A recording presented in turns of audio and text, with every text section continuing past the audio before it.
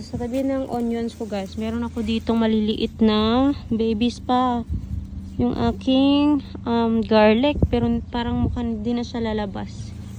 Ayan.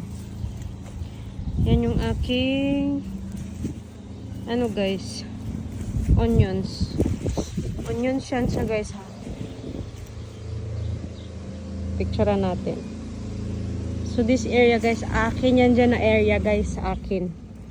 Ayan. Medyo kulang pa yung pagkuha natin ng picture. Ganyan.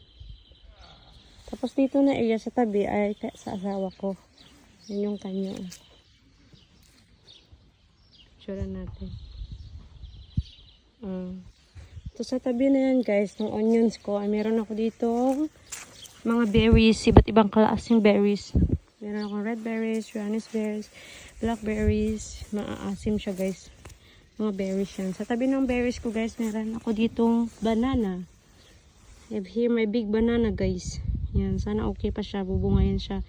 Thank you guys for watching. Bye everyone. Thank you. Please give me a thumbs up if you like my video. Bye.